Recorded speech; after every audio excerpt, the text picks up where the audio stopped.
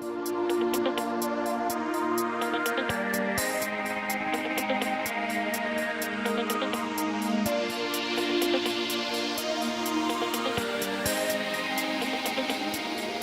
días. Hoy día vamos a hacer una presentación, una clase sobre cómo proteger nuestra salud mental durante la crisis que estamos viviendo en nuestro país. Vamos a hablar concretamente de la técnica de primeros auxilios psicológicos. La técnica de primeros auxilios psicológicos es una técnica ampliamente utilizada en el mundo, pero en particular en esta clase vamos a hablar de una protocolización de los primeros auxilios psicológicos, que es el protocolo ABCDE.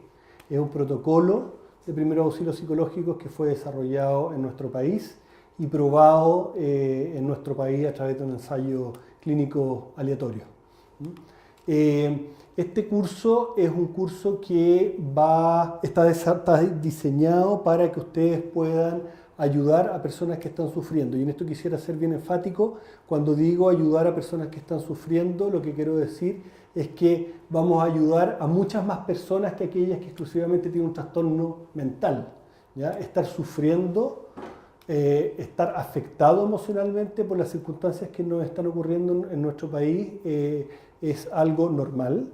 Es algo que requiere acompañamiento o puede requerir acompañamiento y no necesariamente es algo que indica que la persona está afectada por un problema de salud mental. De hecho, probablemente muchas o muchos de ustedes estén afectados emocionalmente por todo lo que está pasando y podría ocurrir que durante la presentación de hoy día los temas que tratemos puedan a algunos generarles mucho malestar.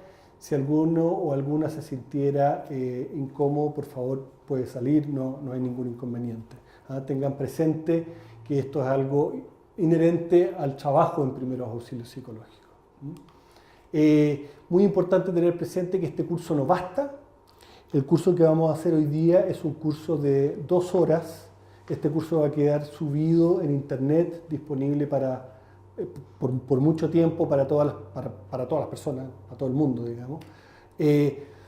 Y vamos a acompañar el curso de material, ¿sí?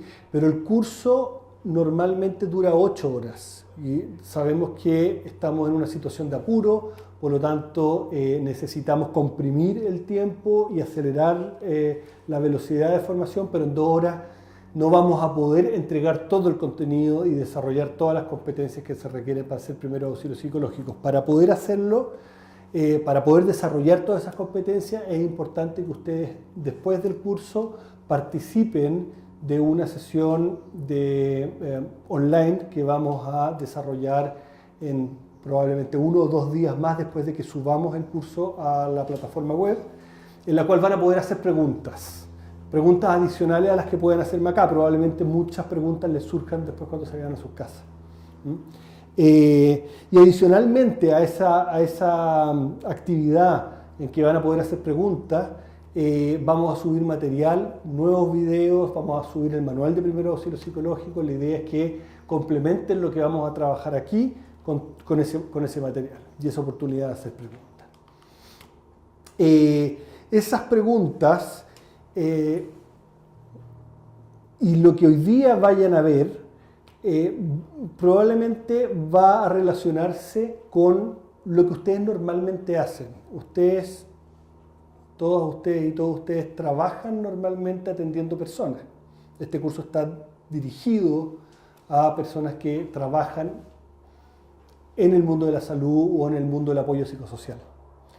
Por lo tanto, estoy seguro que la gran mayoría, o si no todos los tópicos que vamos a ver hoy día, ustedes los conocen y ya los han aplicado.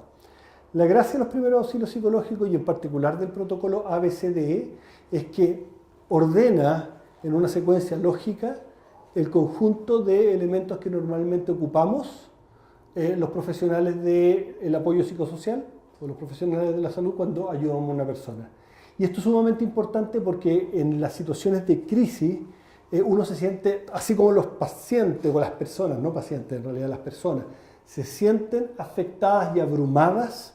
Nosotros como ayudadores también nos sentimos abrumados, entonces necesitamos una orientación, una ayuda. ¿De acuerdo?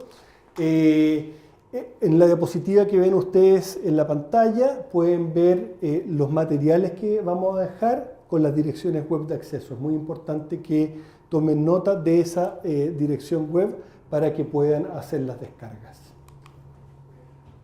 Bien, antes de conversar de los primeros auxilios psicológicos propiamente tal, vamos a hablar acerca del contexto en el cual requerimos aplicar primeros auxilios psicológicos, que es el contexto de las experiencias traumáticas, las situaciones de crisis. ¿De acuerdo? Y hay una serie de mitos en realidad respecto a las situaciones de crisis que es importante abordar de entrada. Todos sabemos finalmente qué es lo que es una experiencia de crisis. Todos hemos escuchado hablar de situaciones traumáticas, esta persona quedó con un trauma, en fin. Y surgen una serie de mitos en relación a las experiencias traumáticas que es importante abordar de entrada. El primer mito es que todas las situaciones críticas o las situaciones traumáticas van a generar una huella indeleble en la persona. La verdad es que hoy día sabemos que la mayor parte de las personas que viven una situación traumática o una situación crítica no desarrolla alguna secuela psicológica. La mayoría de las personas, al contrario, queda sin secuelas e incluso existe un porcentaje de la población que es afectado por este tipo de situaciones que describe lo que se llama un florecimiento postraumático o un crecimiento postraumático. Con esto no quiero decir que no hayan personas que queden afectadas, por cierto que las hay, pero es muy importante tener presente que el hecho de experimentar una experiencia traumática no es garantía necesariamente de quedar con una secuela psicológica. Eso es lo primero. Lo segundo es que existe la idea de que siempre es mejor hacer algo que no hacer nada. ¿Sí? O sea, mira, total, ¿qué mal vamos a poder hacer? Vamos a prestar ayuda, vamos a conversar con la persona, vamos a intentar hacer algún tipo de intervención en crisis, ¿sí? Porque lo peor que puede pasar es que no le sirva. Y la verdad es que existe evidencia de que la intervención en crisis o los primeros auxilios psicológicos mal implementados pueden dejar secuelas en el largo plazo, ¿ya? Y de allí es tan importante que primero no hagamos primeros auxilios psicológicos o no hagamos intervención en crisis a quien no lo necesite. Eso es lo primero. Y segundo, si lo vamos a hacer a alguien que lo necesita, que lo hagamos bien, que apliquemos las técnicas adecuadas. Tercer mito es que la primera ayuda a personas afectadas por emergencia y desastre debe venir de parte de un experto, de parte de un psicólogo, de parte de un psiquiatra, de parte de un profesional de la salud.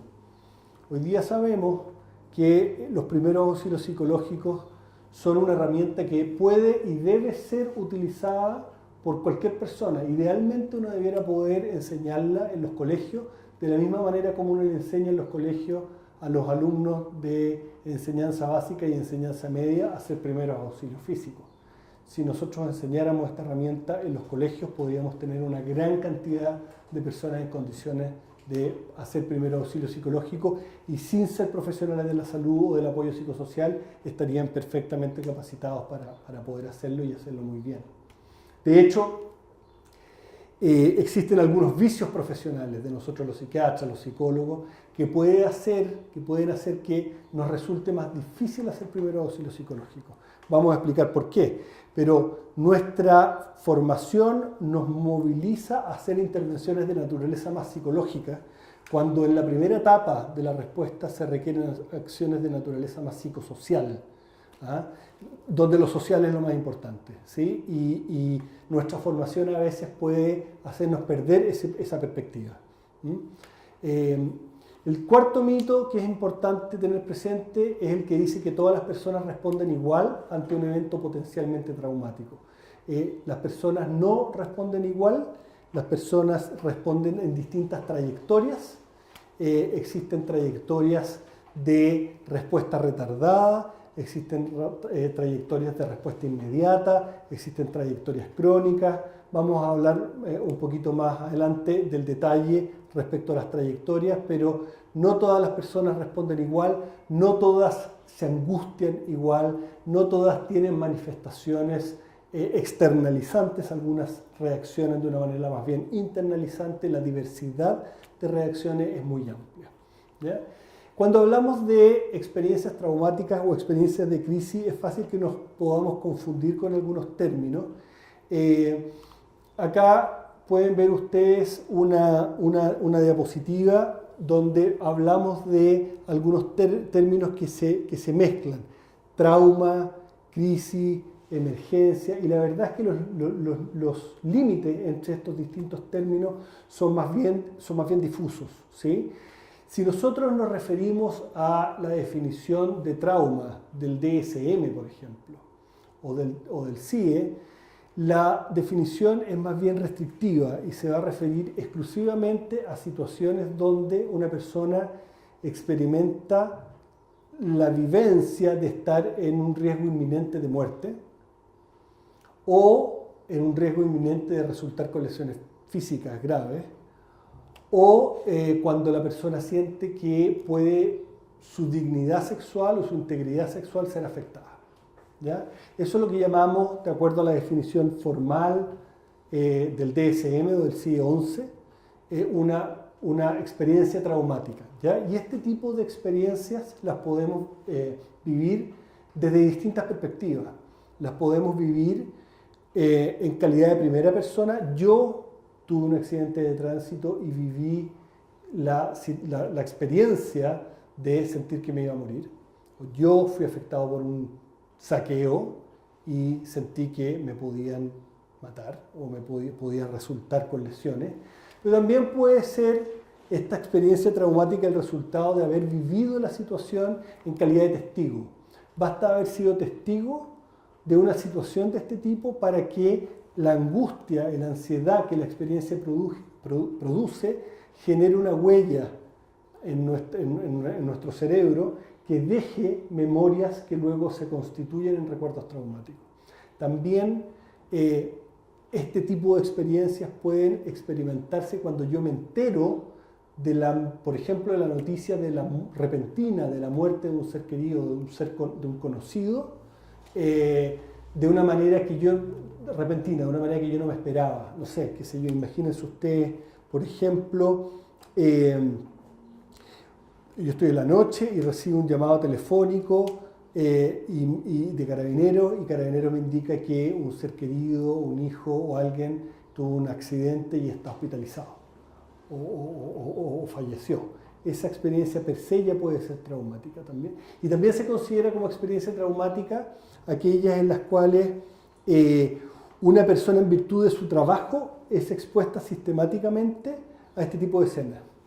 Por ejemplo, los bomberos, por ejemplo, la policía, por ejemplo, los reporteros, por ejemplo, el personal del servicio médico legal que tiene que exponerse una y otra vez a escenas cruentas, pueden resultar traumatizados por su quehacer profesional, ¿sí?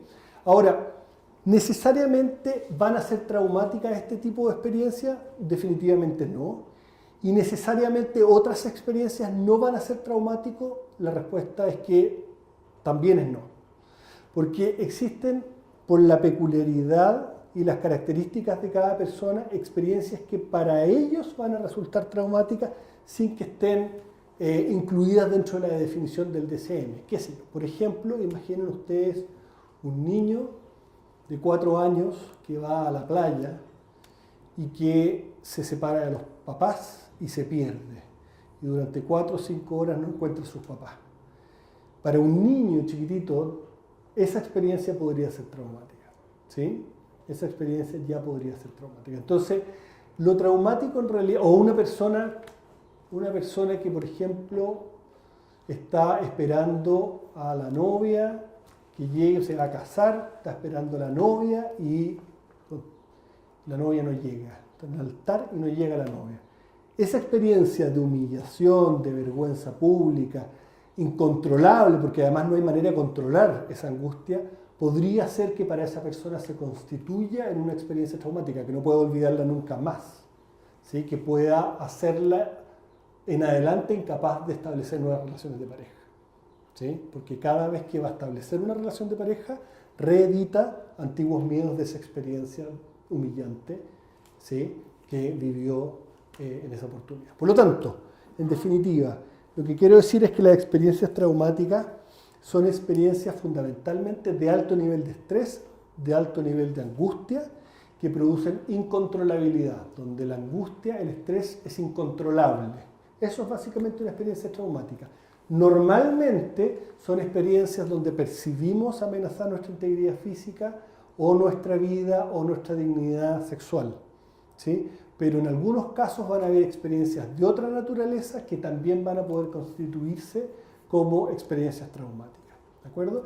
Y una pregunta que siempre surge es, bueno, ¿cómo voy a evolucionar yo después de una experiencia de este tipo? O sea, ¿qué porcentaje, por ejemplo, de la población que ha estado expuesta durante estos días a todas estas escenas que hemos visto en la tele, incendios, saqueos, ¿sí? Van a quedar con secuela? Y es una respuesta a ello, podemos encontrarla en un estudio, en varios estudios en realidad, que fueron sintetizados por un investigador de la Universidad de Columbia, George Bonanno. Él investigó la evolución de las personas luego de las experiencias traumáticas y logró, a través de análisis matemáticos, identificar 4 trayectorias características. 4 trayectorias características, que son las que ven ustedes en pantalla. La primera es la trayectoria de resiliencia, que es la que ven ustedes abajo, ¿sí? La de resiliencia, que es la que ven en la línea en puntitos más abajo. La trayectoria de resiliencia es aquella que se observa en las personas que durante la experiencia traumática pueden experimentar mucha angustia, ¿sí? Pero si se fijan ustedes, la disrupción en su nivel de funcionamiento no es mayor, es una disrupción leve o baja. Y por lo tanto, a pesar de toda la situación, logran mantener sus rutinas de una manera adecuada y eso lo mantienen desde el momento de la experiencia traumática o potencialmente traumática para adelante en forma indefinida, ¿ya? Esa es la trayectoria más común, la trayectoria resiliente. Se describe que más o menos ocurre en un 60% de la población, más o menos, ¿ya? Existe otro grupo de personas que es la que desarrolla lo que ven en pantalla en la trayectoria denominada de recuperación, ¿ya? La trayectoria de recuperación lo que describe es un grupo de personas que normalmente durante los 3 a 6 primeros meses después del evento potencialmente traumático van a comprometer su funcionamiento, ¿ya? Van a comprometer su funcionamiento de un modo tal en que quizás no van a poder cuidar a su familia de la misma manera como venían haciéndola, o trabajar de la misma manera como venían haciéndola, o mantener sus rutinas de actividad física, de autocuidado. Va a haber una disrupción en su funcionamiento habitual, ¿ya? Importante, pero de manera espontánea, sin mediar ningún tipo de tratamiento, van a recuperarse típicamente entre 3 y 6 meses después, ¿ya? Esa trayectoria se observa más o menos en un 30% de la población, ¿ya? Más o menos un 30% de la población. Y existen 2 trayectorias adicionales que son las trayectorias crónicas. En las trayectorias crónicas las personas parten desde un comienzo con una disrupción importante en su funcionamiento y evolucionan de manera crónica en esa dirección. Ese es más o menos un 5% de la población, un poco menos en algunas. Va a depender un poco del tipo de experiencia traumática. Y existe otro grupo que se estima que es de más o menos un 5% de la población, que es el que ven ustedes que dice ahí demorado. La trayectoria retardada o demorada es una trayectoria en la cual la persona inicialmente no muestra una gran perturbación en su funcionamiento, en su bienestar, y pueden pasar 6 meses, 1 año o más, y la persona desarrolla sintomatología importante, con compromiso del funcionamiento, ¿sí? Pero lo más importante de esta diapositiva es que tengan presente que la gran mayoría de las personas va a tener una recuperación espontánea luego del malestar que estamos viviendo. Cuando digo espontánea es sin requerir ni psicoterapia, ni farmacoterapia, ni ayuda clínica profesional especializada. ¿De acuerdo? No, la gran mayoría de las personas va a poder recuperarse con sus propias herramientas de resiliencia. ¿Ya? Eso no significa que durante este día no lo estemos pasando mal. La mayoría de las personas durante estos días lo estamos pasando mal y reaccionamos con una serie de fenómenos psíquicos, físicos, que son muy diversos y que si le preguntamos a 100 personas en la calle, yo les aseguro que el 90% van a decir que están viviendo uno o más de estos fenómenos. ¿Sí? ¿Cuáles son los más típicos?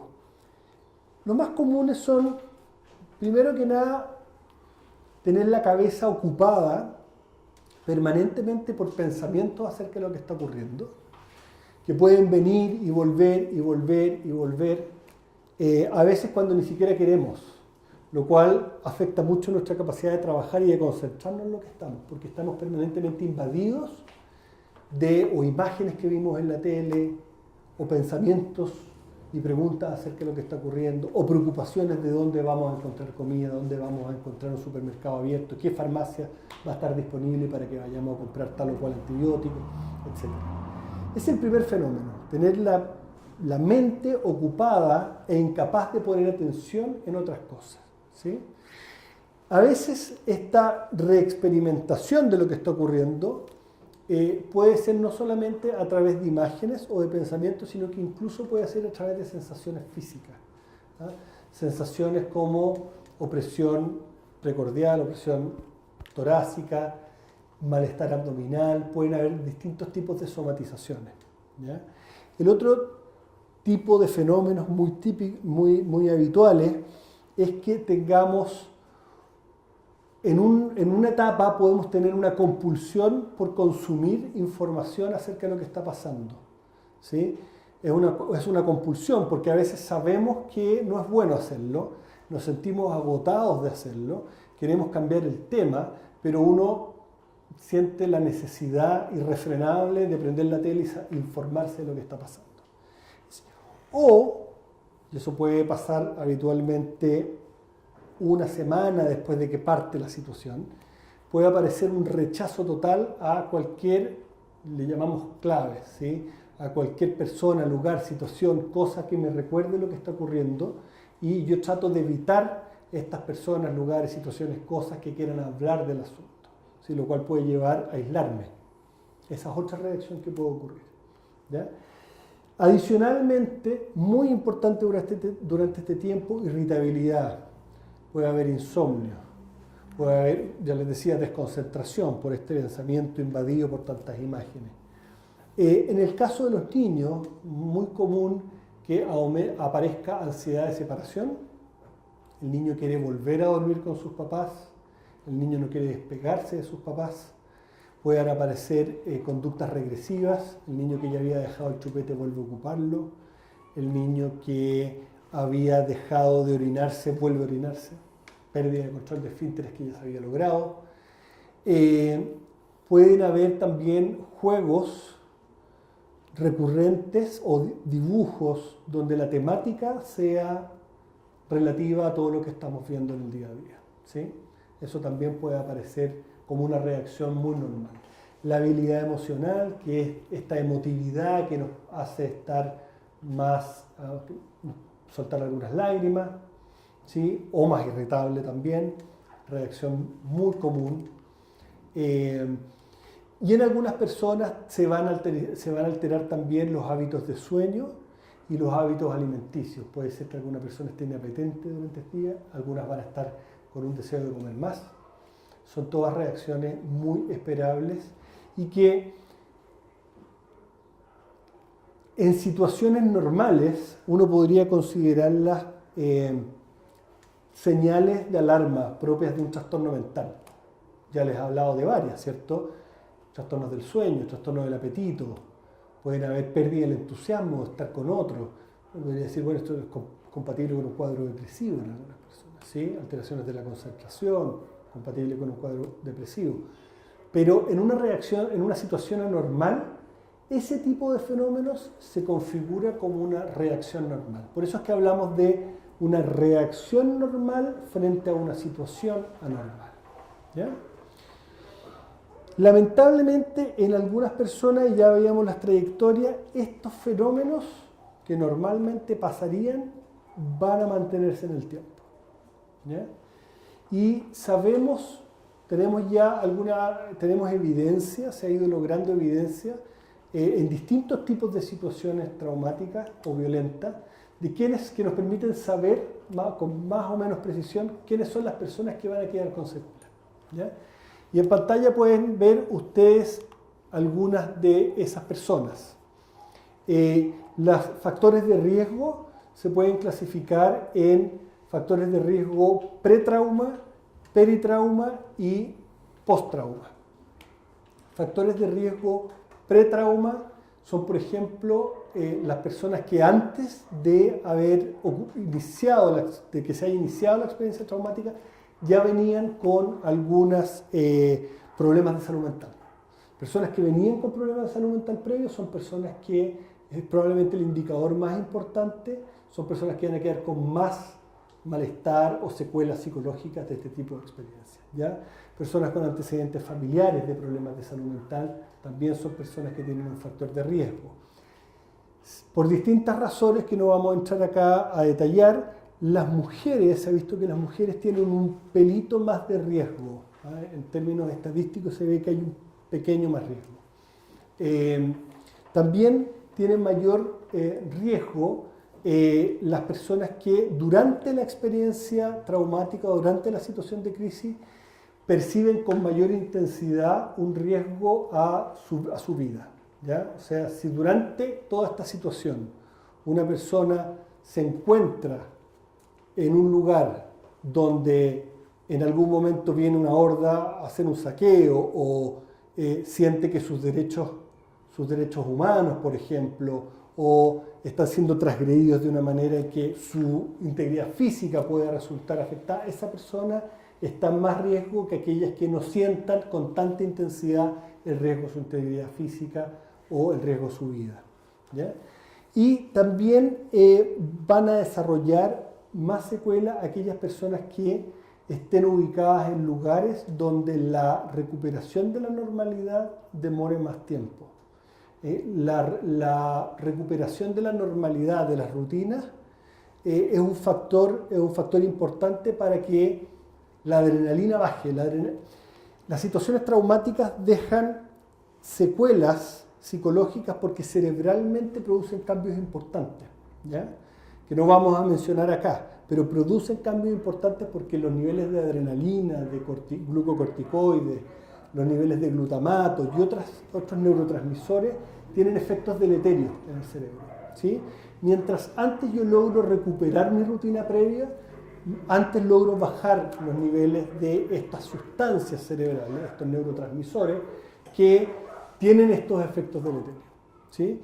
Y por lo tanto, si yo vivo en un lugar donde mis rutinas no se normalizan de manera precoz, esta alteración en el funcionamiento químico del cerebro se va a mantener más tiempo y por lo tanto mi cerebro va a estar expuesto más tiempo a estos cambios y la probabilidad de que la persona quede con secuelas es mayor. ¿De acuerdo? Y un factor de riesgo muy importante es la baja percepción de apoyo social. ¿Ya? A mayor percepción de apoyo social, cuando yo más me percibo apoyado o acompañado de mi familia, de mis amigos, de mis vecinos, más probable es que yo pueda salir adelante. Aquellas personas que se sienten solas son personas que tienen solas o no entendidas o no acompañadas o no apoyadas, son las personas que tienen más probabilidades de quedar con secuelas de este tipo de situaciones. ¿Ya? Y eso configura que de la población existen algunas personas que uno podría anticipar que van a tener más dificultades, ¿sí? Y eso nos permite poder configurar un mapa de lo que llamamos poblaciones especiales. Las poblaciones especiales son grupos humanos que por una condición propia o adquirida en el evento requieren de un cuidado diferenciado porque tienen mayores riesgos, porque tienen más probabilidad de desarrollar secuelas. Normalmente en estos grupos uno puede desarrollar algunos programas específicos que atienden sus respectivas peculiaridades o particularidades. Por ejemplo, poblaciones especiales son la población de migrantes, ¿sí? Los migrantes, por el hecho de estar sin sus familias, muchos de ellos, no todos, pero algunos de ellos están sin su familia, están con una posibilidad de tener apoyo social menor. Por el hecho de estar recién llegados, tienen una red de amigos y una red de vecinos también más restringida. Y por lo tanto la percepción de apoyo social va a ser menor. Eso los configura como una población especial que requiere una ayuda más dirigida. Otra población especial son las personas que fueron víctimas de experiencias traumáticas durante la dictadura, ¿sí? Esa población, con la situación que estamos viviendo hoy día, está reexperimentando antiguos traumas, ¿sí? Y por lo tanto la angustia que sienten hoy día no es una angustia reactiva al presente, sino que también a la reexperimentación de recuerdos del pasado. También es una población especial, la población que está expuesta a escenas de violencia por su quehacer. Por ejemplo, los reporteros. Los reporteros, las personas que trabajan en prensa son una población especial. Los bomberos son una población especial. La policía, los militares son una población especial, porque su nivel de exposición es una exposición mucho mayor, ¿sí? En este tipo de poblaciones y en algunos otros que ustedes podrán ir anticipando, vamos a requerir poner particular atención y probablemente van a ser los grupos de personas que más van a requerir primeros auxilios psicológicos. Los primeros auxilios psicológicos son para aquellas personas que están manifestando, mostrando, demostrando síntomas de malestar psicológico más importantes, ¿sí? Y van a ser en estos grupos donde los vamos a poder observar. Sí. Entonces, estos primeros auxilios psicológicos en estas distintas poblaciones como especiales, Sí. ¿se aplican de la misma manera, o sea, en la misma forma en la que está estipulado en el protocolo, aun cuando respondan a como estímulos que producen estas como sensaciones de trauma distintos? La aplicación de los primeros auxilios psicológicos y los fundamentos son los mismos. Atendida su peculiaridad, uno podría entender que sus necesidades en el paso C van a ser distintas. Por ejemplo, las necesidades de población migrante, de revinculación con otros grupos de migrantes para armar red, van a ser especiales y específicas y diferenciadas de las necesidades que podría tener, por ejemplo, una población de bomberos, que podría requerir otro tipo de trabajo y de apoyo, ¿sí? Y cuando hagamos la categorización de necesidades, vamos a tener que tener particular atención a esas necesidades específicas. Pero los pasos son los mismos, ¿ya? Lo otro que determina la existencia de grupos de poblaciones especiales es que la ubicación de esas poblaciones especiales va a determinar lugares específicos donde sería bueno ir a prestar primeros auxilios psicológicos. O sea, si ustedes hoy día estuvieran pensando dónde nosotros debiéramos ir a prestar primeros auxilios psicológicos, yo les diría, sería muy bueno que fueran a cuarteles de bomberos, que fueran al Instituto Nacional, al Instituto Nacional de Derechos Humanos, que fueran no sé si es posible, pero eventualmente prestar ayuda a los carabineros también, ellos los están pasando muy mal, que fueran a grupos particulares de estudiantes que estuvieran muy afectados por todo lo que han vivido. Son ahí donde se concentran las personas que están más afectadas por esta situación. Y por cierto también en poblaciones, en vecindarios que hayan estado particularmente afectados por saqueo, por el nivel de exposición, ¿sí? Que si incluso en casos donde haya población en donde varios de estos factores estén presentes, por ejemplo en población migrante que estén reexperienciando situaciones de dictadura en sus propios países y aparte de que tengan poco apoyo social, ¿el sistema funcionaría de la misma manera? El sistema funcionaría es el mismo, vamos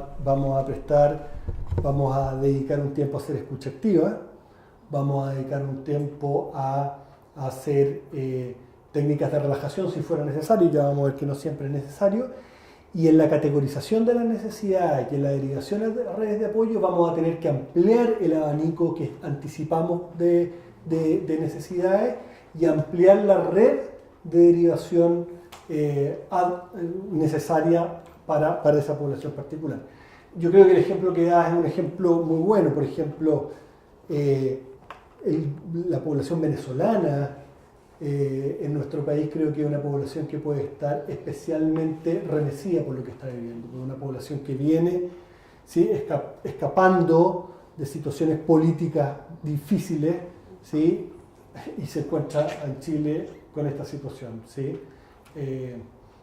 sin la red social de apoyo que provee la familia, ¿cierto? Sí. Quisiera contarle algo acerca de los fundamentos, la evidencia y el protocolo de los primeros auxilios psicológicos. Es súper importante tener presente que los primeros auxilios psicológicos son un eslabón dentro del continuo de cuidado que uno debe ofrecer a una comunidad o a una persona afectada por experiencias traumáticas. ¿Ya? En la pantalla pueden ver ustedes los distintos niveles de intervención que uno debiera ofrecer para personas afectadas por experiencias traumáticas. Si ven, los primeros auxilios psicológicos están en el nivel 2. Normalmente se proveen, en el caso de desastres, en albergues, en el caso de situaciones como las que hoy día afectan al país, en los cuarteles, en los centros de alumnos, en los lugares donde confluyen las personas afectadas y estas poblaciones especiales, ¿sí? Pero existe un nivel de intervención previo, el nivel 1, que tiene que ver con la comunicación de riesgo, la comunicación social, ¿sí? La comunicación social es una herramienta tremendamente importante para transmitir calma a la población, ¿sí? Y ese nivel de intervención, la comunicación social, recae en las autoridades, recae en las vocerías oficiales, ¿de acuerdo? Después viene un nivel 3, que es el nivel de trabajo que se realiza en los centros de atención primaria de salud. En el centro de atención primaria, el objetivo, una vez que se identifican a personas que están con señales de alarma, en los centros de atención primaria lo que debiera hacerse ya es poder brindar tratamiento ansiolítico para los casos más graves, personas que estén con un insomnio muy profundo, o que estén con crisis de pánico, que estén con una sintomatología muy intensa, y además hacer un tamizaje y un diagnóstico más específico, que no es el propio de los primeros auxilios psicológicos. En los primeros auxilios psicológicos nosotros no hacemos diagnóstico, eso es de la atención primaria, eso se hace en los SAPU, eso se hace en los consultorios de atención primaria, y allí, una vez hecho el diagnóstico, hacer la derivación al tratamiento adecuado, ¿sí? Que va a ser tratamiento por psicología o por especialista. Para hacer primeros auxilios psicológicos es muy importante la preparación previa. Los primeros auxilios psicológicos, como ya decía, nosotros los brindamos en lugares específicos. Ya les decía, centros de alumnos, cuarteles de bomberos, lugares donde haya una gran afluencia de migrantes.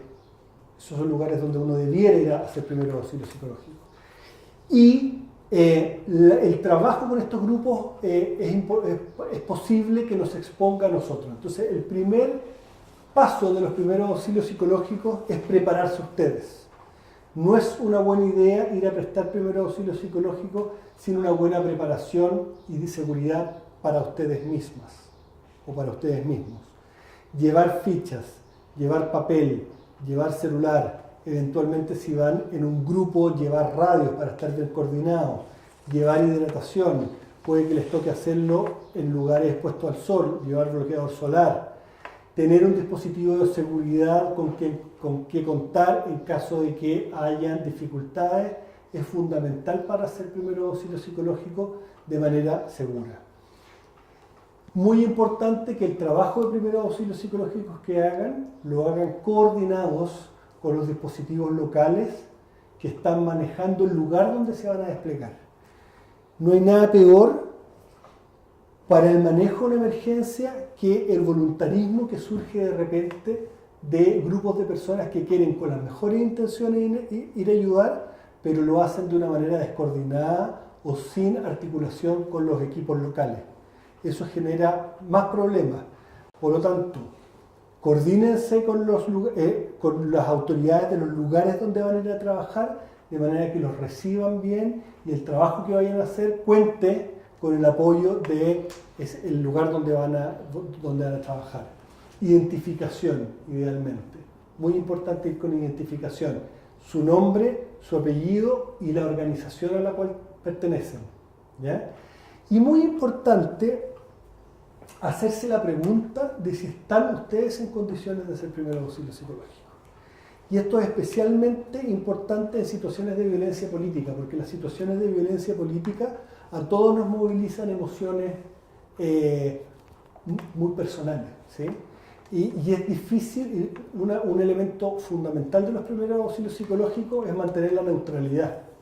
Si ustedes sienten que la situación que está ocurriendo los moviliza tanto como para que si un afectado les dice algo que va a ser contrario a su manera de ver las cosas, ustedes no puedan callar, entonces mejor que no vayan a hacer primer auxilio psicológico. Es muy importante que mantengan la neutralidad y probablemente se van a encontrar con afectados que les van a hablar, les van a expresar sentimientos o pensamientos que van a ser distintos, diametralmente distintos a los de ustedes. Y si no pueden mantener esa neutralidad, no van a poder hacer primer auxilio psicológico. ¿Ya?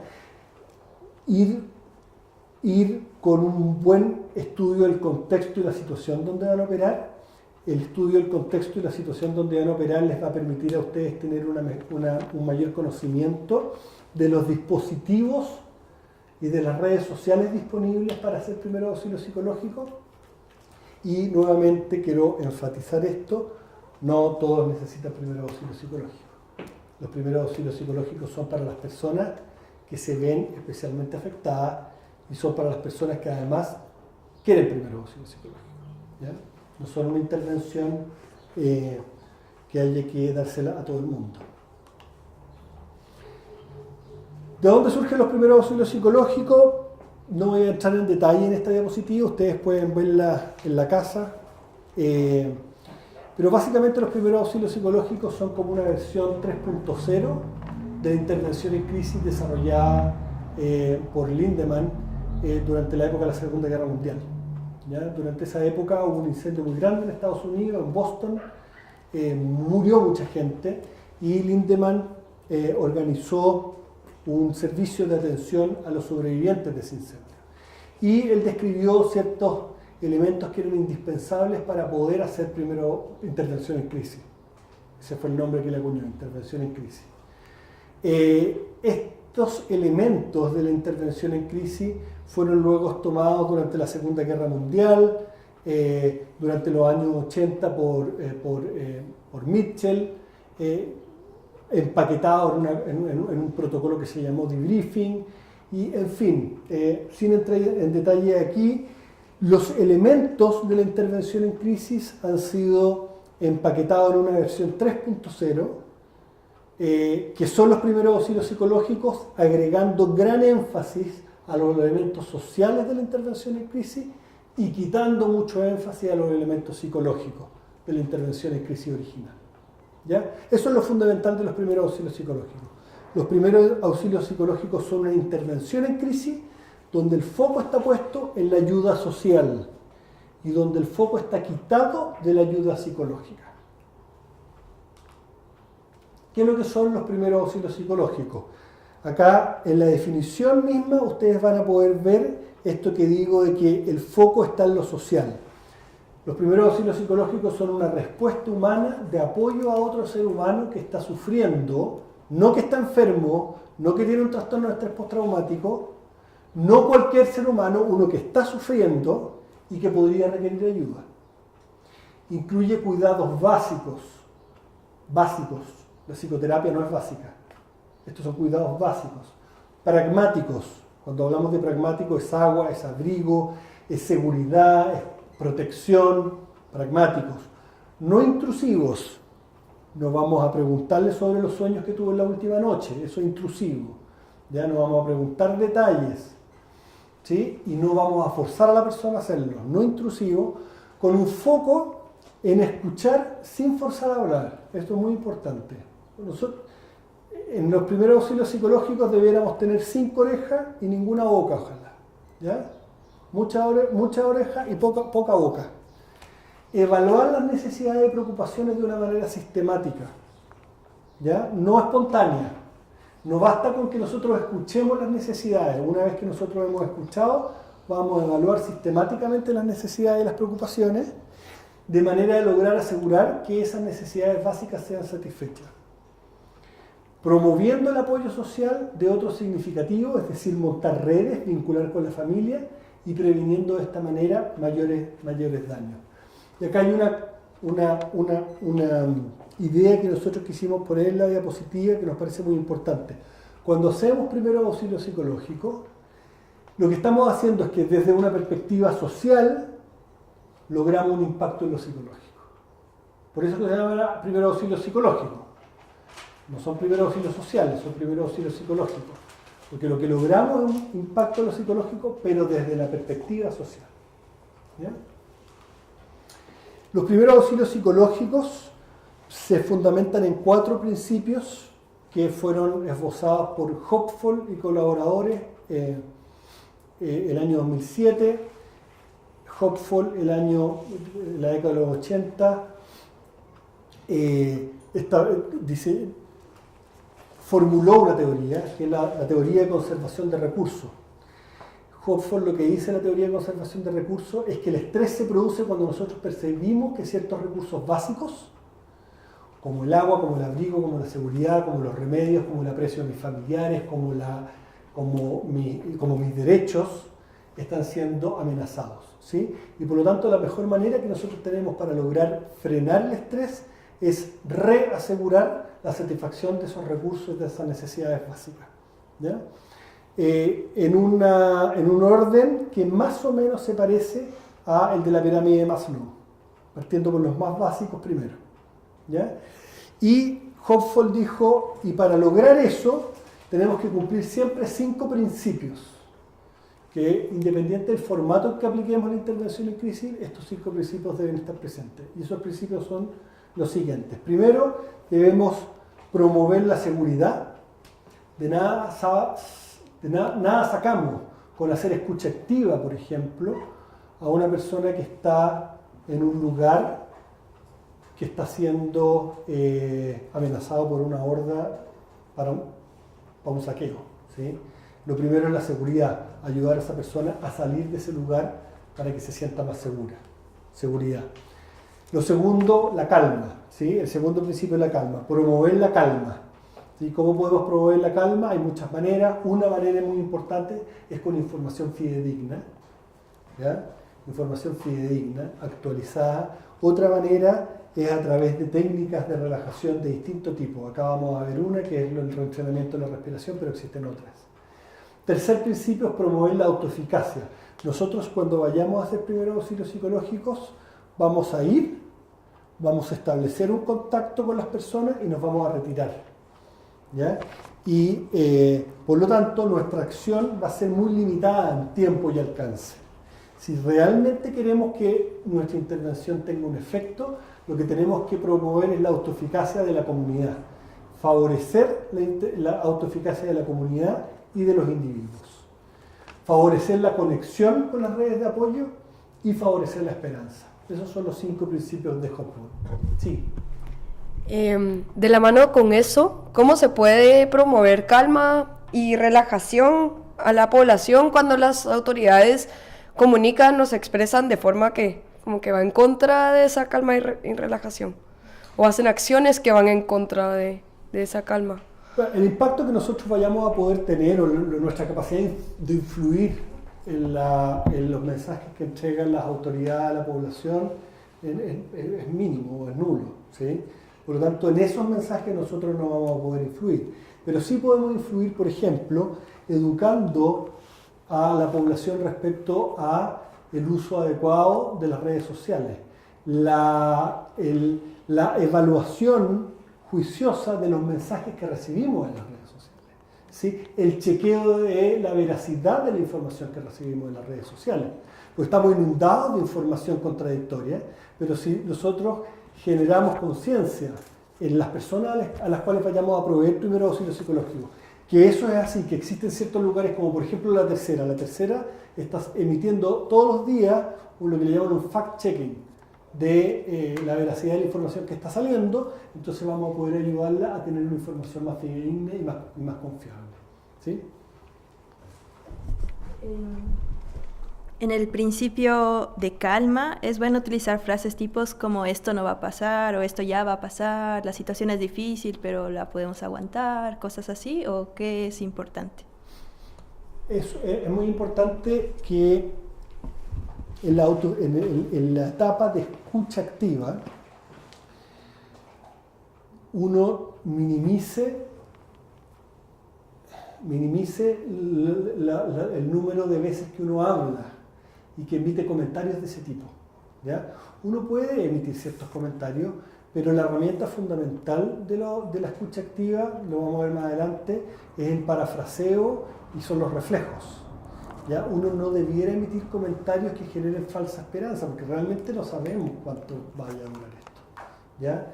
En ese afán de emitir comentarios esperanzadores, a veces se cometen torpezas muy grandes. Por ejemplo, recuerdo una mujer que había perdido a su marido en un accidente de tránsito.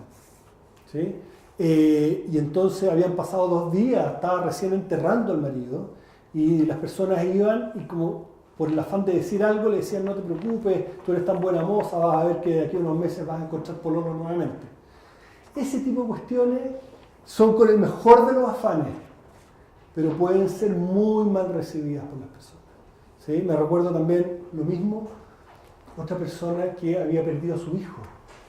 Entonces le decía, bueno, pero vas a tener, tranquila, tienes ahora un angelito que te cuida del cielo. Y la persona era atea. ¿Ya? Entonces, hay que ser súper cuidadoso con lo que uno dice, porque lo que uno dice puede no ser bien recibido. ¿Ya? Por eso es que, ya lo vamos a ver, las herramientas de la escucha activa son el parafraseo y el reflejo, cuyo detalle vamos a ver. Acá pueden ver ustedes una tabla que compara la intervención en crisis tradicional con los primeros auxilios psicológicos. ¿Sí? Creo que es una tabla bastante explicativa que nos va a permitir que nos va a permitir contrastar estos dos paradigmas. La intervención en crisis tradicional está destinada a todo lo expuesto a un evento traumático. ¿Ya? Los primeros auxilios psicológicos es solo para los más perturbados y que normalmente los vamos a encontrar en los centros de afluencia de poblaciones especiales. Normalmente ahí los vamos a encontrar. El mecanismo de la intervención en crisis tradicional, o al menos así fue formulado por Gardiner, luego por Spiegel, luego por Kaplan y otros, es la catarsis, es la ventilación emocional. En el caso de los primeros auxilios psicológicos, el mecanismo es la aseguración precoz de la satisfacción de necesidades básicas. ¿Ya? Por eso es que decimos que en la intervención en crisis tradicional el énfasis en lo psicológico, en los primeros auxilios psicológicos el énfasis en lo social. La naturaleza es psicosocial en la intervención en crisis tradicional y es psicosocial en los primeros auxilios psicológicos. En la intervención en crisis tradicional, el proveedor es un profesional entrenado. ¿Ya? En los primeros auxilios psicológicos es un vecino entrenado. Cualquiera puede hacer, con un pequeño entrenamiento. El marco teórico en la primera es la teoría psicoanalítica, la segunda es la teoría de conservación de recursos. La intervención en crisis tradicional se puede hacer en grupo. En el caso de los primeros auxilios psicológicos, la intervención es 1 a 1. ¿Ya? Y esto es así porque la escucha activa uno no podría hacerla en grupo. Por eso es 1 a 1. ¿Ya? Y porque las necesidades son muy personales. ¿Ya? Y en el caso de la intervención en crisis tradicional, el efecto preventivo del desarrollo de trastornos, la evidencia muestra que es nulo. No hay evidencia que muestre que la intervención en crisis tradicional tenga un efecto preventivo de trastornos de estrés postraumático, depresión postraumática u otras secuelas postraumáticas. En el caso de los primeros auxilios psicológicos tenemos evidencia de su efectividad, evidencia que vamos a ver más adelante. Los primeros auxilios psicológicos se desarrollan en el año 2005 y desde entonces hay una serie de manuales, cursos, entrenamientos que ustedes van a poder encontrar hoy día en internet disponible. El curso que nosotros estamos haciendo es del modelo ABCDE, pero si ustedes se meten a internet y buscan Manual de Primera Ayuda Psicológica de la OMS, van a poder encontrar gratuito otro manual. ¿Ya? Existen muchos. Tal es la importancia de los primeros auxilios psicológicos para la OMS, para la Asociación Mundial de la Salud Mental, que en el año 2016 el lema del Día Mundial de la Salud Mental fue primeros auxilios psicológicos para todos. ¿Ya? Existe hoy día una sensibilidad en la Organización Mundial de la Salud de promover los primeros auxilios psicológicos de la manera más universal posible. ¿Sí? Hasta hace poco los primeros auxilios psicológicos no contaban con evidencia. Fíjense ustedes las publicaciones que están en pantalla. Hay publicaciones del año 2014 en que metaanalíticamente se habían buscado ensayos clínicos que mostraran efectividad de los primeros auxilios psicológicos y no se había encontrado. ¿Ya? El modelo ABCDE, que es el modelo que vamos a explicar ahora, es un modelo que sí tiene evidencia de efectividad. Estamos en este momento en etapa de evaluación por pares en una revista científica para su publicación, pero pueden ver ustedes ahí en pantalla el estudio y el financiamiento que permitió desarrollar este ensayo clínico que desarrollamos entre el año 2015 y 2018. ¿Cuáles son los resultados o la efectividad de los primeros auxilios psicológicos? En 388 personas repartidas en 5 hospitales, 5 servicios de urgencia de 5 hospitales en la región metropolitana. A la mitad, al azar, le aplicamos primeros auxilios psicológicos y a la otra mitad le hicimos psicoeducación. La psicoeducación sabemos que es una técnica que no previene el desarrollo de trastorno de estrés postraumático u otras secuelas del trauma. Y en quienes recibieron primeros auxilios psicológicos nosotros pudimos ver 5 efectos estadísticamente significativos. Primero, disminuye los síntomas tempranos de estrés postraumático durante los primeros 3 meses. Segundo, aumenta el alivio emocional inmediato. Tercero, baja el consumo de ansiolíticos, tabaco y alcohol durante los 3 primeros meses. Cuarto, baja los conflictos interpersonales que se producen por la irritabilidad propia del estado de ansiedad que producen este tipo de eventos. Y quinto, disminuye el ausentismo. Nosotros vimos una disminución en el ausentismo laboral. De hecho, las personas que recibieron primeros auxilios psicológicos tuvieron menos licencias médicas después de los eventos traumáticos que atendimos en los servicios de urgencia. ¿Sí? ¿Cuándo deberían empezarse a disminuir los síntomas? ¿Durante el estado de crisis o después? ¿O cabal cuando uno termina de hacer los primeros auxilios psicológicos? ¿Cómo que cuánto es el margen? La situación de crisis o la situación de violencia mantiene la sintomatología activa. Sin embargo, en la medida que pasa el tiempo, existen mecanismos naturales de adaptación que hacen que la sintomatología igual vaya bajando. O sea, hay varios reportes de personas que han estado en sitios de guerra, que estando en el fragor mismo de un conflicto y de una violencia, reportan que su sintomatología baja con el tiempo. ¿Sí? Se produce una adaptación, ¿ya? Pero esa adaptación evidentemente va a ser más lenta si la violencia se mantiene en el tiempo. La capacidad de adaptación tiene un límite. Bien, este es el protocolo de primeros auxilios psicológicos que vamos a ver en detalle. El protocolo consta de 5 pasos. El primer paso es la escucha activa, que toma 10 a 20 minutos. El segundo paso es el reentrenamiento de la respiración para mantener la mnemotécnica ABCDE. Le pusimos Breathing Retraining del inglés, ABCDE. Este es el paso B, toma 10 minutos. Luego viene la letra C, que viene de categorización de necesidades, toma 10 minutos. La letra D, derivación de redes de apoyo y protección, hasta 10 minutos. Y luego viene la E, que viene de psicoeducación, 10 minutos más. Esto suma en total 1 hora. pero les puedo contar que en el estudio que hicimos con estas 388 personas en servicios de urgencia, el tiempo promedio de aplicación de los primeros auxilios psicológicos fue de media hora. O sea, estos hasta 10 minutos normalmente se transforman en 5 minutos en cada uno de los pasos, ¿sí? La escucha activa típicamente son 10 minutos, ¿ya? Así que si quieren anticipar más o menos cuánto tiempo va a tardar por persona, debiera ser en promedio de 30 minutos, ¿de acuerdo? Bien, vamos a ver ahora el primer paso de los primeros auxilios psicológicos, que es la escucha activa, de allí el nombre, la letra A. ¿Qué es la escucha activa? La escucha activa es un modo de escuchar, ¿sí? Y acá quiero hacer la diferencia entre escuchar y simplemente oír. Cuando yo estoy escuchando, estoy haciendo un esfuerzo activo por ir entendiendo y demostrando que estoy entendiendo lo que estoy oyendo, ¿sí? Esa es la escucha. Requiere un esfuerzo activo y por lo tanto la escucha activa es una actividad que cansa.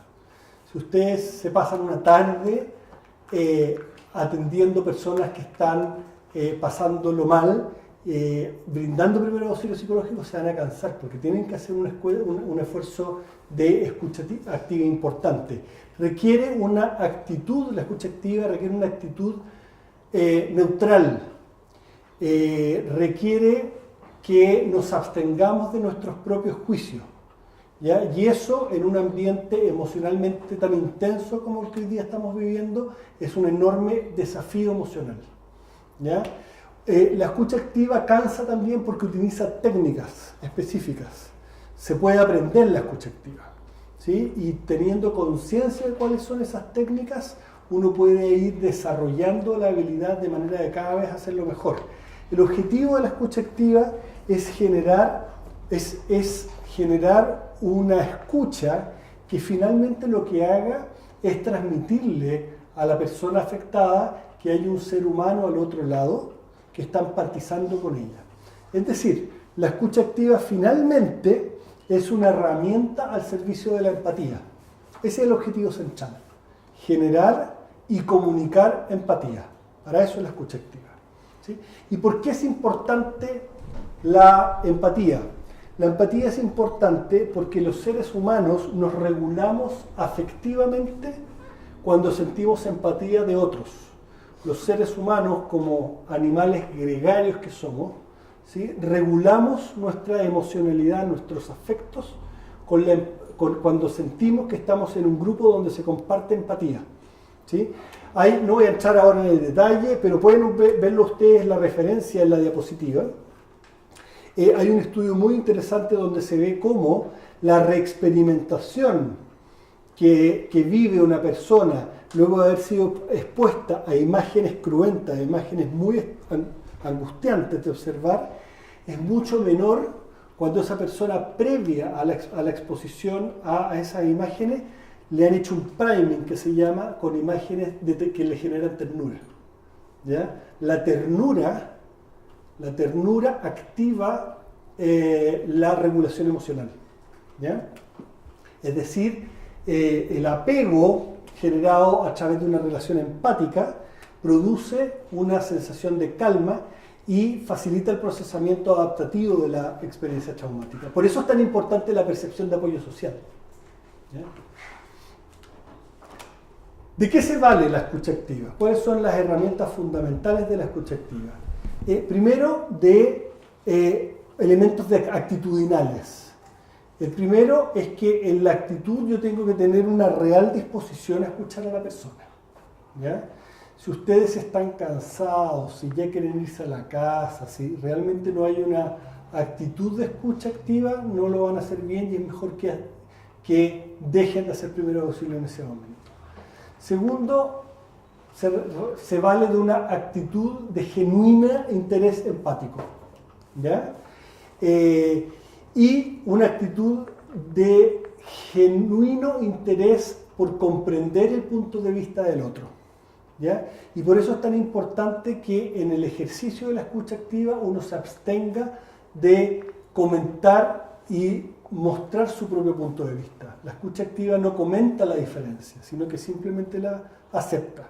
Nuevamente quiero resaltar que en esta situación particular de violencia política, a mi parecer, es el desafío más importante para una correcta implementación de los primeros auxilios psicológicos, porque a todos nos moviliza lo que está pasando, ¿ya? Mantener nuestra neutralidad es muy difícil. Y la escucha activa utiliza dos técnicas fundamentales, la técnica del reflejo y la técnica del parafraseo, ¿sí? La técnica del parafraseo consiste en transmitir que hay compañía, que hay comprensión, que hay alguien que está entendiendo lo que yo estoy diciendo, que hay alguien que está digiriendo lo que yo estoy diciendo, pero no lo está juzgando, simplemente diciendo o repitiendo lo que la otra persona está diciendo, pero con otras palabras. ¿Ya? Por eso es parafraseo, frasear lo que la persona dice, pero de otra manera. Por ejemplo, una persona puede usted decirle, estábamos felices cuando apareció el auto frente a toda la ciudad y nos chocó. Creí que iba a morir. Hay una situación que ocurrió en el sur del país que perfectamente esta frase podría reflejar la atención en primer auxilio psicológico a una de esas víctimas. ¿Cómo responderíamos a esa frase? A través de la técnica de parafraseo, por ejemplo, podríamos decirle, sí, veo que iba todo bien y justo en ese momento ocurrió el accidente. Estoy diciendo lo mismo, pero al cambiar las palabras, lo que estoy haciendo es decirle que soy yo el que entendió y lo estoy diciendo desde el punto de vista mío. ¿Sí? La segunda herramienta de la escucha activa es el reflejo. En el reflejo lo que yo hago es utilizar las miradas, las posturas, los gestos, los movimientos corporales, las observaciones, el volumen de la voz, el tono de la voz, para generar un entonamiento afectivo, o sea, para transmitirle a la otra persona que yo estoy en el mismo tono afectivo que ella. ¿Ya? Si la persona está en un momento de tristeza y yo estoy con una expresión, con una mirada, con un gesto frío como piedra, no le estoy transmitiendo a la otra persona que estoy empatizando con ella. Los reflejos lo que buscan es ayudarme a comunicar el esfuerzo empático que yo estoy intentando hacer. ¿Ya? Y es muy importante que presten una atención activa y que presten a qué gestualidad ustedes están comunicando. ¿Ya? La escucha activa tiene algunas trampas. Son trampas que nos impiden hacer una escucha activa efectiva y son muy típicas. La trampa del furor curandis, que se acompaña de la intolerancia al silencio, van relacionadas, la trampa del enganche con la agresión y la trampa de las frases armadas o los clichés. ¿Ya? Estas trampas es importante que las tengamos muy presentes, porque realmente es muy fácil, como decimos en Chile, pisar el palito. ¿Ya? El furor curandis es un término acuñado por Freud, que es la compulsión por ayudar. ¿Ya? Es un deseo irrefrenable, reflejo, y como todo reflejo irreflexivo, por ayudar. Al ser irreflexivo no nos permite ver al otro en sus reales necesidades y al contrario nos moviliza de una manera torpe a decir cosas o hacer cosas que pueden generar más daño. ¿Ya? El furor curandis es el principal desafío en los periodos de emergencia, porque la intensidad emocional que generan las crisis o la emergencia hace que el furor curandis sea particularmente intenso. ¿Ya? El furor curandis interfiere en la escucha activa porque nos lleva a decir cosas, cuando la escucha activa, ya decíamos, es fundamentalmente estar callado y escuchar. El furor curandis además daña la autonomía porque nos pone como protagonistas a nosotros en vez de poner como protagonista al afectado. ¿Ya? Y el furor curandis nos impide en particular tolerar los periodos de silencio. En la interacción con otras personas afectadas normalmente aparecen periodos de silencio que pueden ser difíciles de manejar. Es el furor curandi, esa incomodidad con los periodos de silencio, lo que nos hace hablar y decir algo torpe a veces, ¿sí? El segundo desafío es el enganche con la agresión. El enganche con la agresión tiene que ver con la reacción que nosotros tenemos frente a la agresividad de los afectados. Cuando una persona está afectada por una situación traumática, está irritable, ¿sí? Y puede que esté, como decimos, con rabia con el mundo. Y esa rabia con el mundo puede que sea desplazada hacia nosotros, como las personas que van a ayudar. Es normal que la persona nos diga cosas o reacciones frente a nuestros intentos de ayuda de una manera que nos resulte hostil, ¿sí? O descomedida, o desinteresada, o descalificadora. Pueden aparecer todas esas reacciones. Y es muy importante que nosotros seamos capaces de entender en la escucha activa que la manera agresiva como la persona está reaccionando puede ser, es normal, es entendible, que seamos capaces de metabolizarla y abstenernos de hacer comentarios que puedan interferir en la escucha activa. Y la tercera, el tercer cazabobos en la escucha activa es la disponibilidad enorme de clichés que uno suele ocupar de una manera irreflexiva cuando uno mismo está angustiado por el dramatismo de ciertas situaciones, ¿sí? Y entonces decir ciertas frases que en realidad son frases que más incomodan a las personas que las ayudan. Ya les decía yo en otra etapa de la presentación algunas frases típicas como la del angelito que te escucha o que vas a encontrar novio, pololo o marido pronto. Tienes que estar tranquilo, ya ves que hay gente a la que le han pasado cosas mucho peores, ¿sí? O sea, ya ves que esto no es para tanto, digamos. A ti no te han saqueado como le ocurrió a otros vecinos, digamos. A ti solamente te robaron la casa, pero los demás. Ese tipo de frases son frases muy infortunadas, ¿sí? Tienes que estar alegre y fuerte. Todos sobrevivieron, menos mal. Pero la persona quedó tremendamente afectada, angustiada y no tiene por qué ser esa razón para que esté contenta. Entiendo cómo usted se siente. Realmente entender cómo la otra persona se siente no es tan fácil. Una persona podría decirle, ¿qué va a saber usted cómo yo me siento si usted no ha vivido lo que yo he vivido? Sería una agresión típica de una persona que está recibiendo primer auxilio psicológico. En vez de decirle, entiendo cómo usted se siente, lo que uno dice en general es, mire, voy a hacer el mayor esfuerzo para poder entender qué es lo que usted está pasando, digamos. Voy a hacer mi mayor esfuerzo por tratar de entenderla, aunque entiendo que nunca voy a poder realmente entender bien lo que usted está pasando porque somos personas distintas y no hemos vivido lo mismo, ¿sí? Eso da cuenta de que hay un esfuerzo genuino de empatía, pero también un esfuerzo genuino por considerar y aceptar que somos personas que han vivido situaciones diferentes.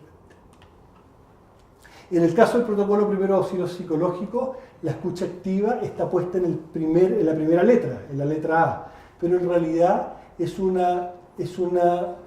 permanente durante toda la aplicación del protocolo. Siempre se ocupa la escucha activa, ¿ya? Abre el protocolo de primer auxilio psicológico y lo cierra. Muy importante que es una oferta. Hay gente que no quiere hablar, hay gente que no quiere dedicar tiempo a la escucha activa. En esos casos, los 20 minutos que tenemos dedicados a escucha activa se pueden transformar en un minuto. El minuto que me voy a demorar en entender, escuchar y validar a la persona que me dice o me comunica que no quiere hablar. Punto. ¿Sí?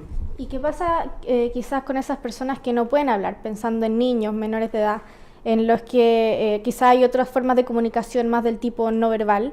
¿Qué técnicas se pueden utilizar para transmitir empatía cuando no puedo, por ejemplo, parafrasear? En el caso de los niños, la manera como nos comunicamos es a través del juego y a través del dibujo, ¿ya?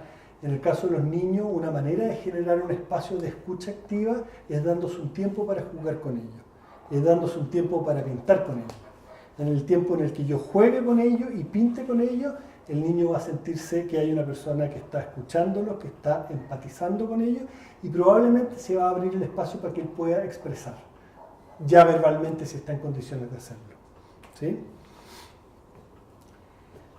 Si la persona quiere contar su historia, escúchela con la actitud y técnicas propias de la escucha activa, parafraseos, ya decíamos parafraseos, reflejo, 10 a 20 minutos de un tiempo razonable.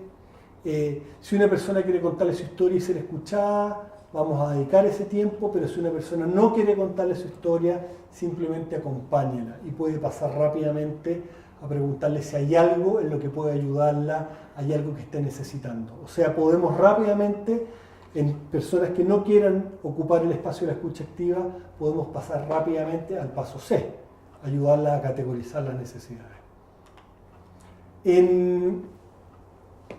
Pueden ver ustedes en la página web, pueden encontrar disponible en la página web y en ese link que aparece en pantalla un video que grabamos con ocasión de los últimos incendios, donde van a poder escuchar una presentación acerca de la escucha activa y una simulación sobre escucha activa con una actriz. Ahí van a poder ver ustedes varios ejemplos de parafraseo, de reflejo, de situaciones que podrían llevarnos a, como decimos, pisar el palito durante el ejercicio de la escucha activa. También pueden ver ustedes en pantalla el manual ABCDE de primeros auxilios psicológicos, donde aparecen más ejemplos y donde se explica en detalle la técnica de la escucha activa. Bien, el segundo paso de los primeros auxilios psicológicos es el reentrenamiento de la respiración o de la ventilación. El reentrenamiento de la respiración es una técnica para ayudar a brindar calma a personas que estén visiblemente incapacitadas de poder hablar con suficiente tranquilidad. ¿De acuerdo? Eso. Ya, pues pacha. Sí. Empezamos de nuevo. Claro. Marquemos ahí, empezamos todo de nuevo. Sí, de acuerdo. Cuando quieras.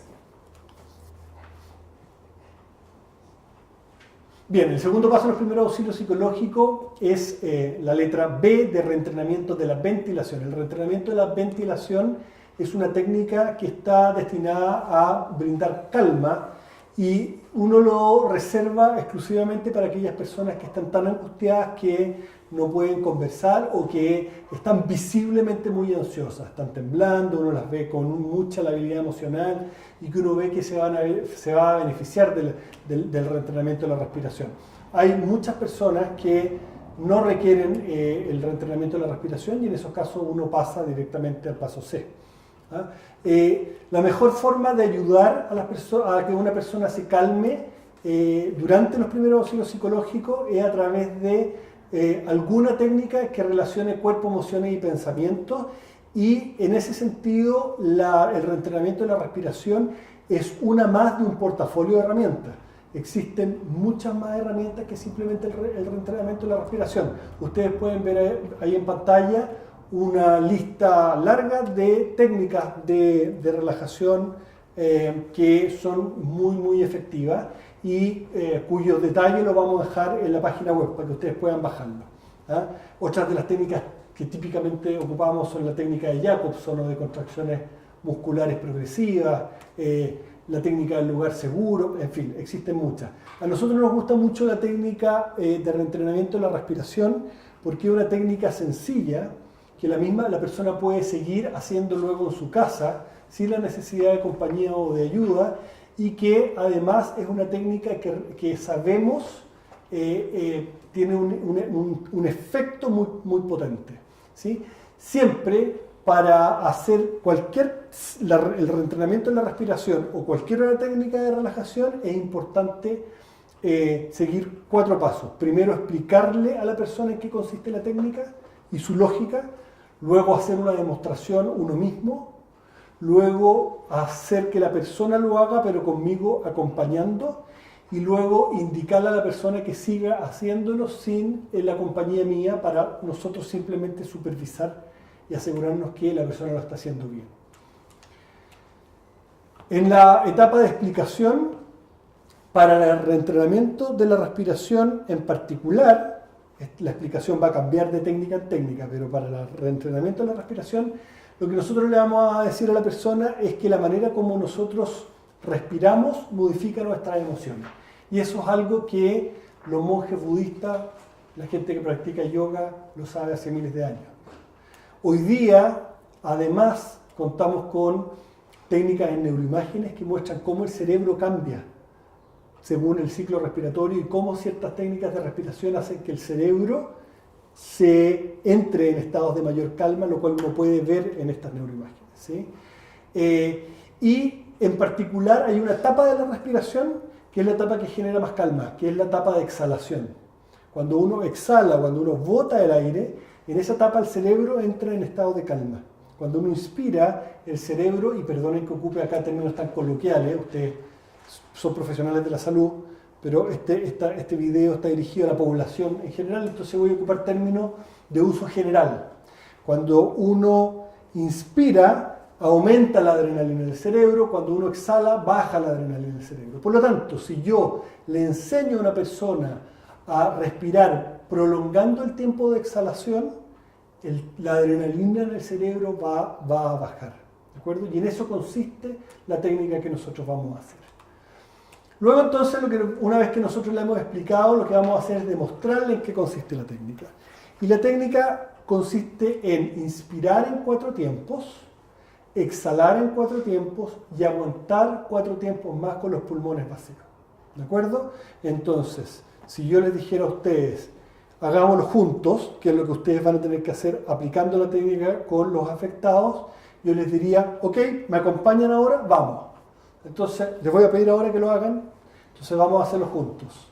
Inspira, 2, 3, 4, exhala, 2, 3, 4, aguanta, 2, 3, 4. Y repetimos. Esa es la etapa de demostración. ¿De acuerdo? Sí. ¿Y da lo mismo si la inhalación y exhalación es por la nariz o por la boca? Da lo mismo, da lo mismo. En el yoga, que es más sofisticado que esta técnica, hay elementos que tienen que ver con la respiración por la nariz o por la boca. Pero no nos vamos a complicar acá. ¿Ya? Vamos a ocupar el elemento que tenemos más, el elemento más importante que tiene que ver con el ciclo. Inspiración o exhalación, punto. ¿Ya? Luego viene la parte 3, que es acompañar. En la parte 3 ustedes le van a decir a la persona, ahora lo hará usted y yo lo acompañaré recordándole cómo debe hacerlo. Inspire, 2, 3, 4, exhale, 2, 3, 4, aguante 2, 3, 4. Mientras exhala puede pensar en la palabra calma. ¿Sí? Inspira, 4 y ahora calma. ¿Ok? Y repita el ciclo por 1 o 2 minutos acompañando al afectado. Y luego viene la etapa de indicación. En la etapa de indicación lo que nosotros vamos a hacer es explicarle a la persona que para que esta técnica realmente logre bajar la adrenalina del cerebro durante estos días, se requiere hacer 3 veces al día durante 10 minutos. ¿Ya? 3 veces al día durante 10 minutos. Y adicionalmente, cada vez que la persona sienta que se está desbordando de angustia. Entonces, en la mañana, después del almuerzo y antes de acostarse, la persona durante 10 minutos se va a ir a un lugar tranquilo a respirar. Y adicionalmente, cada vez que se sienta muy angustiado. Yo siempre le digo a las personas que me toca hacer primero auxilio psicológico, y es porque realmente lo he visto así, que la respiración tiene el efecto ansiolítico de un clonazepam. Y realmente créanme que tiene el efecto ansiolítico de un clonazepam. Me ha tocado atender personas en situaciones de angustia que han estado incapaces de poder conversar, y uno las acompaña durante 10 minutos a respirar, y luego tú tienes una persona tranquila con la que puedes conversar y puedes empezar a pensar, ¿ya? Cómo resolver la situación que estás viviendo. Existen algunas aplicaciones, lamentablemente las que yo conozco están solo en inglés, ¿ya? Pero hoy día con las redes sociales, las aplicaciones, todo el mundo de alguna manera logra manejarse con este tipo de aplicaciones, ¿sí? Existen para Android y para iOS, ¿ya? Y son aplicaciones que nos van a permitir ayudarnos en el reentrenamiento de la respiración. En pantalla pueden ver ustedes las 2 aplicaciones que yo conozco. Ustedes programan las aplicaciones de manera que la inhalación dure 4 tiempos, la exhalación dure 4 tiempos, Y la pausa post-exhalación 4 tiempos más, les recomiendo que si la persona a la cual vayan ustedes a ayudar quiere ocupar la aplicación, le ayuden ustedes a programarla, ¿ya? Y va a ser una tremenda herramienta para que la persona continúe aplicando la técnica luego en su casa, ¿ya? Nuevamente en pantalla pueden ver ustedes un link a la simulación, donde pueden ver ustedes una demostración con actriz del reentrenamiento de la respiración y el manual. Sí. ¿Cómo se aplica la ventilación si la persona afectada no tiene un problema específico, sino más bien un síntoma de estrés, por ejemplo, incertidumbre, angustia, malestar?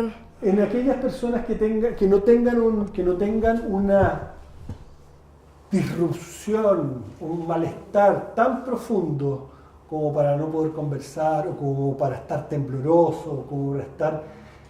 En el fondo uno ocupa la respiración para aquellas personas en las cuales uno no puede establecer un espacio de escucha activa y de trabajo, de conversación.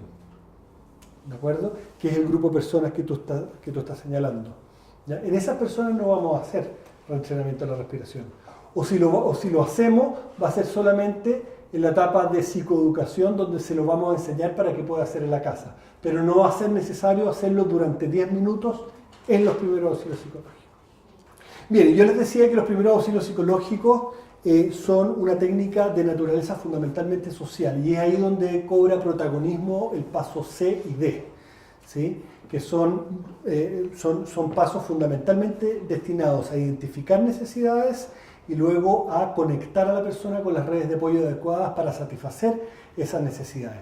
El paso C es el paso de categorización de necesidades. Y el paso C es una técnica o es un paso donde lo que buscamos es poder jerarquizar las necesidades vigentes en orden de prioridad. Eso es tremendamente importante porque las personas, cuando estamos abrumadas por la urgencia o por la emergencia, tenemos dificultades para poder pensar. Nos bloqueamos. Imagínense ustedes en un examen, en el cual tenían todo estudiado y le hacen una pregunta y de pura angustia no pueden pensar y no logran recuperar la información que conocían. Cuando una persona está afectada por una emergencia, puede ser que se bloquee de la misma manera y no tenga la capacidad de poder pensar y jerarquizar cuáles son las prioridades. Las prioridades pueden ser tan diversas como poder conseguir un teléfono para tener información acerca del paradero de un hijo o de un hermano, o tener un teléfono para poder contactar a seguridad, o poder tener acceso para poder hacer una denuncia en el Instituto Nacional de Derechos Humanos, o, en fin, son diversas las necesidades que se pueden presentar y van a variar según la naturaleza del evento. En otros eventos traumáticos podría ser, por ejemplo, poder conseguir abrigo o techo para pasar la noche después de un terremoto, etc. ¿De acuerdo? Esto yo les decía que es muy importante porque cuando se produce mucha adrenalina, el cerebro queda interferido. La corteza, que es la estructura cerebral que nos permite reflexionar, pensar de una manera más analítica, se interfiere. Digamos. Ahí pueden ver ustedes una imagen, si quieren más detalles pueden descargar ese artículo. Se interfiere y por lo tanto nuestras capacidades ejecutivas, la capacidad de planificación y de juicio crítico se afecta.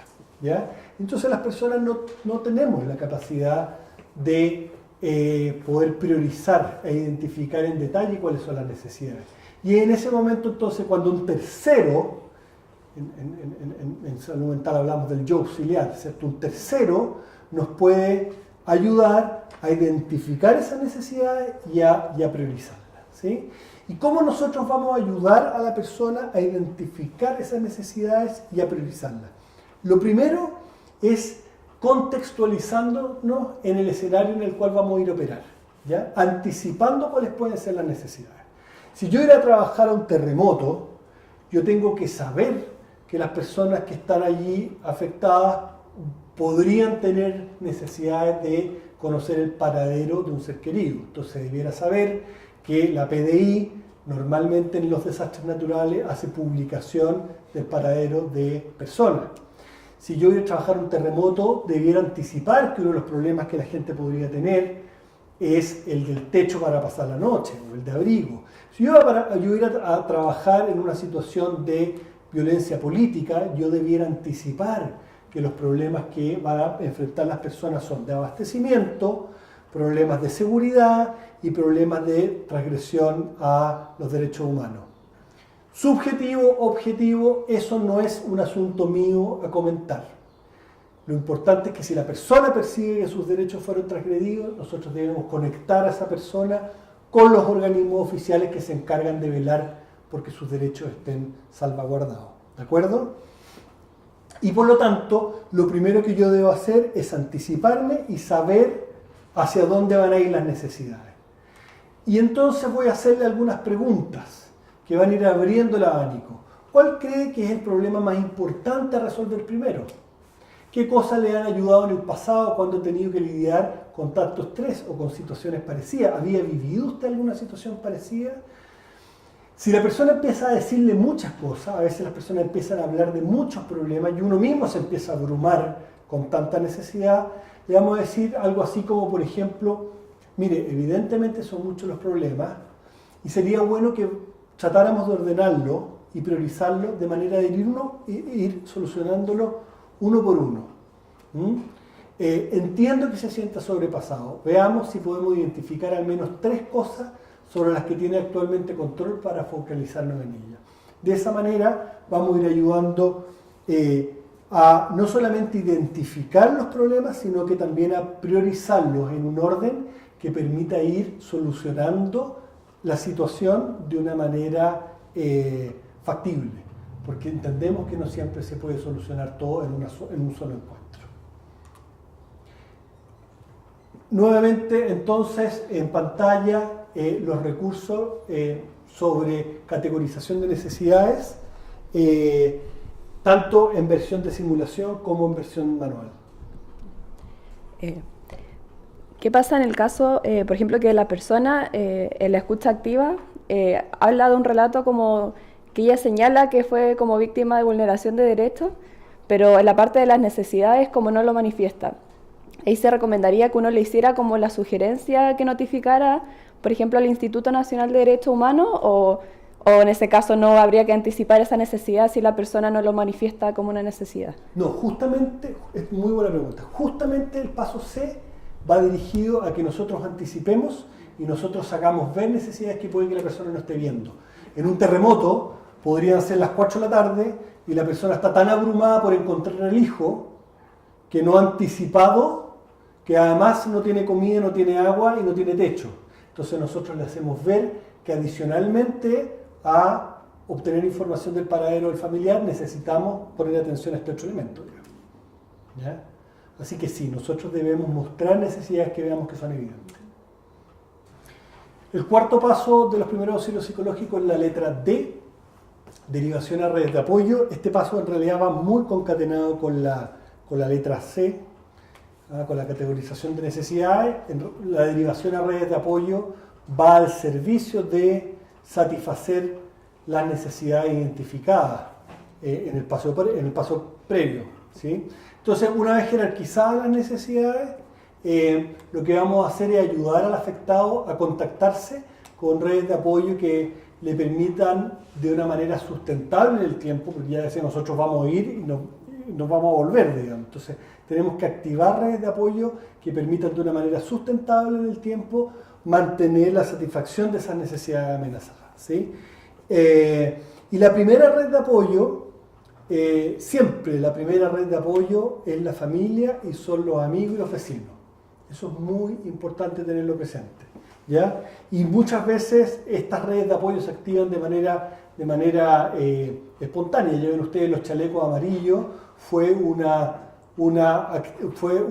conformación de red de apoyo espontánea al servicio de satisfacer la necesidad de seguridad, ¿sí? Por lo tanto, entonces lo que siempre vamos a hacer es ayudar a contactar activamente al afectado con sus familiares, con sus amigos, con sus vecinos y cuando sea necesario también con los servicios de protección del Estado. Para hacer una buena derivación a las redes de apoyo hay un requisito previo, que es conocer las redes de apoyo. Si ustedes no conocen las redes de apoyo, no van a poder hacer buenos primeros auxilios psicológicos, ¿ya? Y las redes de apoyo más relevantes van a cambiar según la naturaleza de la emergencia, ¿ya?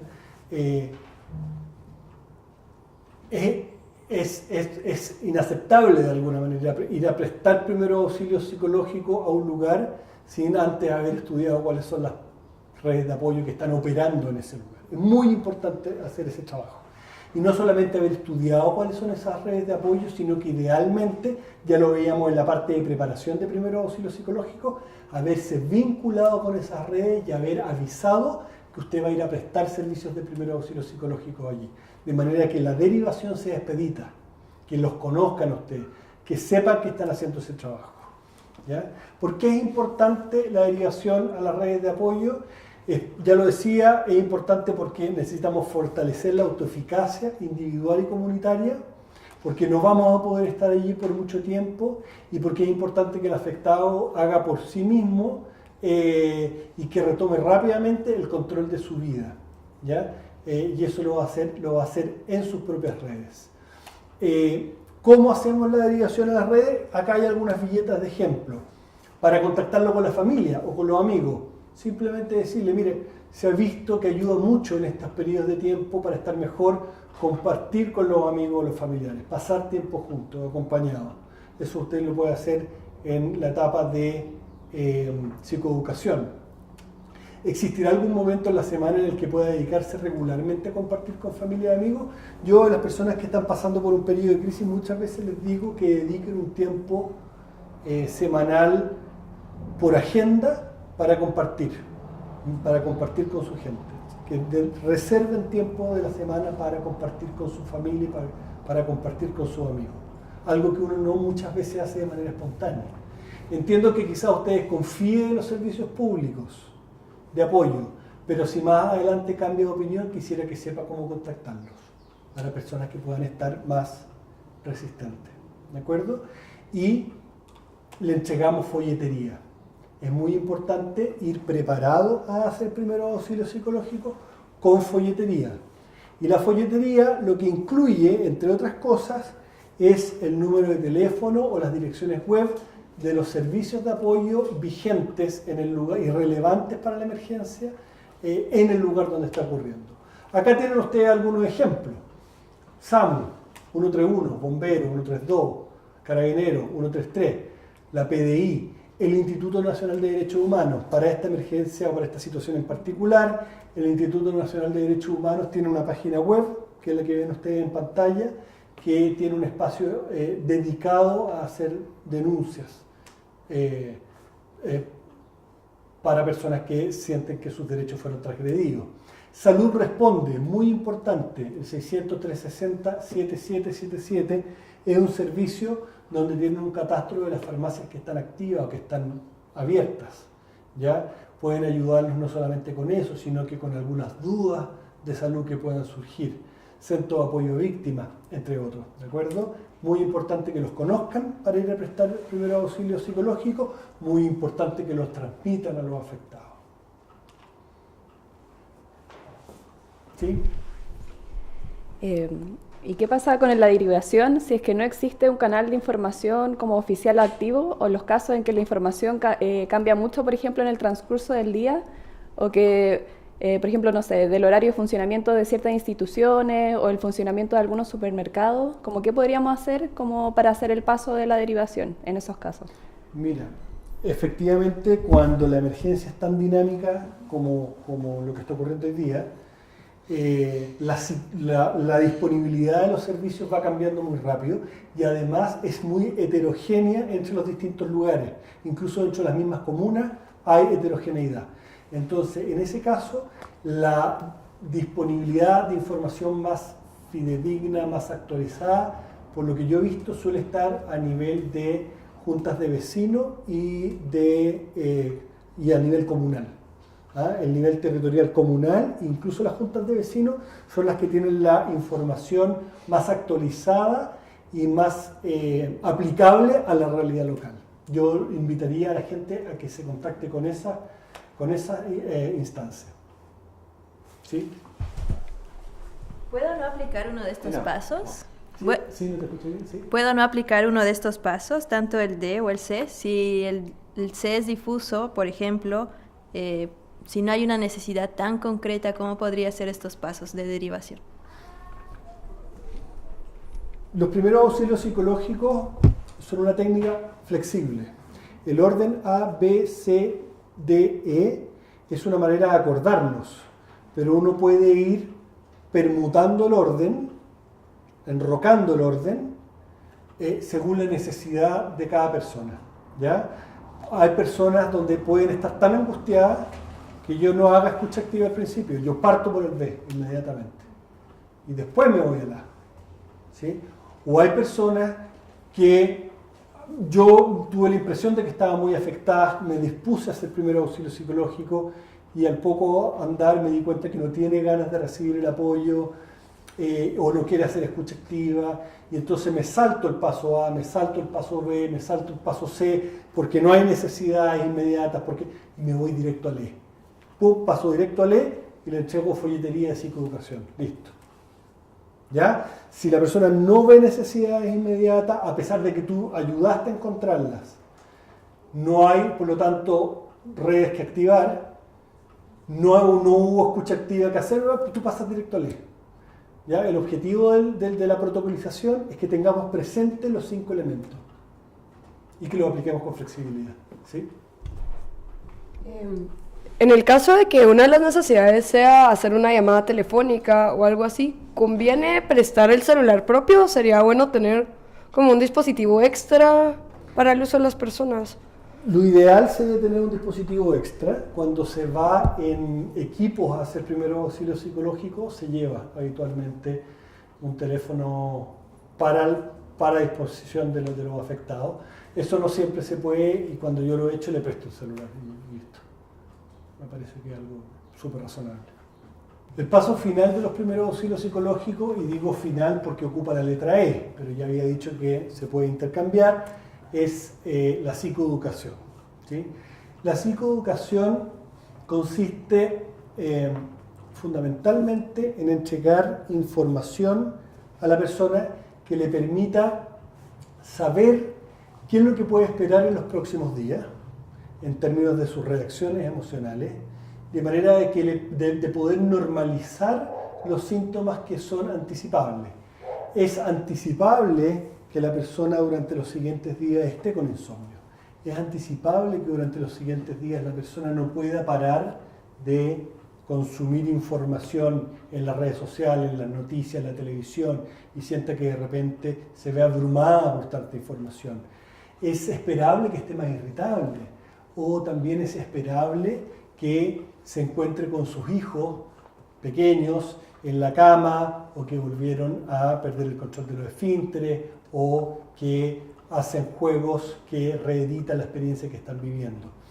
Al mostrarle todos estos fenómenos como algo esperable, lo que hacemos es transmitirle a la persona que en realidad esto que siente, que es como que está perdiendo la cabeza, no es tan así, es normal y le estamos mostrando que se va a pasar.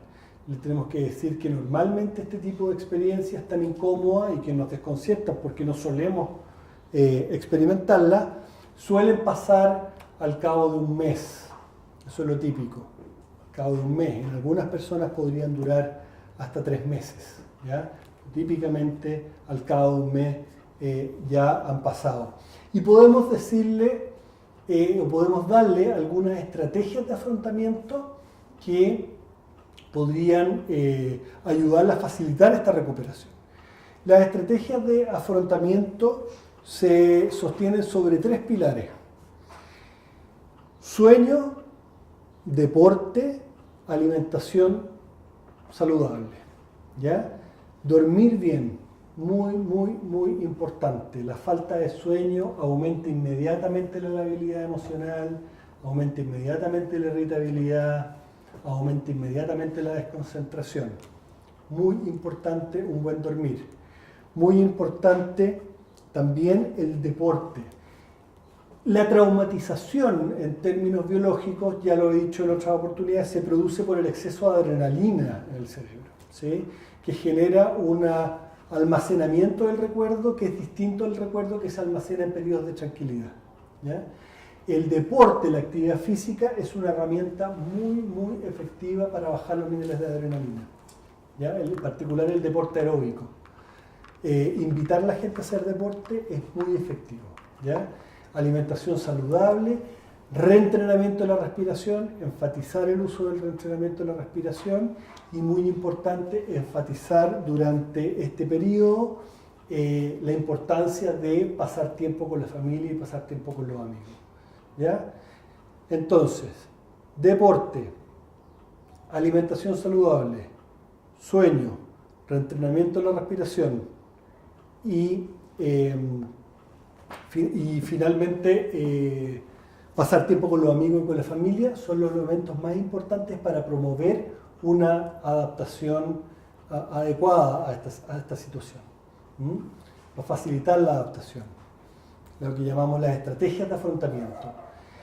A pesar de aplicar estrategias de afrontamiento, van a haber algunas personas que van a desarrollar una sintomatología demasiado intensa o demasiado prolongada.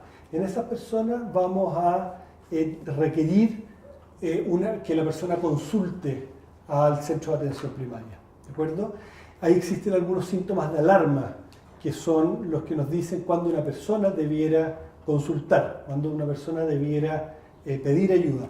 Fundamentalmente tienen que ver con una intensidad de la sintomatología que compromete el funcionamiento, que compromete el día a día y que se mantiene durante el tiempo más allá de un mes. Eso es lo típico. Demasiado intensa como para comprometer el funcionamiento del día a día o demasiado prolongada más allá de un mes, ¿ya? Y tenemos que darle a la persona información acerca de los lugares disponibles en su localidad donde pedir ayuda. Normalmente la gente lo conoce, pero podría haber algunas personas que no los conozcan. Población especial, migrantes, podría ser que algunos de ellos no conocieran los dispositivos de salud donde pueden pedir ayuda. Tenemos que darle el teléfono de Salud Responde. Salud Responde es un dispositivo más del arsenal de herramientas de salud que las personas pueden utilizar para pedir ayuda en este ámbito. Y el último elemento muy importante en la psicoeducación es la desmentida de mitos. En salud mental está lleno de mitos. Mitos como que, por ejemplo, las personas con problemas de salud mental son más débiles. Mitos como que, por ejemplo, las personas con problemas de salud mental no responden bien a los tratamientos son inefectivos, ¿ya? Todos estos mitos explican que más o menos un 10% solamente de las personas que requieren ayuda finalmente la pidan. Un 90% de las personas con problemas de salud mental producto de este tipo de eventos se quedan sin tratamiento. Y no es por falta de disponibilidad de tratamiento, sino que porque no piden ayuda. No piden ayuda porque simplemente piensan que que no van a poder recibir tratamiento, o porque el tratamiento es inefectivo, o porque no saben dónde pedir ayuda, entre otros, ¿de acuerdo? Así que muy importante en la psicoeducación indicar cuáles son los síntomas normales, cuáles son las banderas amarillas o los síntomas de alarma, dónde pedir ayuda y contrarrestar los mitos. Todo esto con ayuda de folletería. Sí.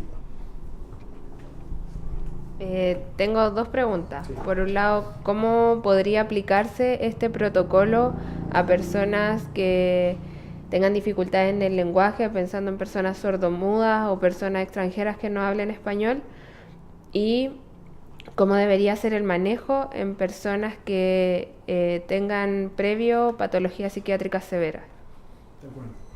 En relación a la primera pregunta, si vas a ir a prestar primero auxilio psicológico a personas con alguna discapacidad o con otro idioma, tienes que ir con un traductor o con alguien que sepa manejar idioma braille. Definitivamente, necesitas esa ayuda para hacerlo. Y es parte de la preparación que tienes que considerar en los días antes de desplegarte a hacer el trabajo. ¿Ya? En relación a la segunda pregunta, ¿me la puedes repetir?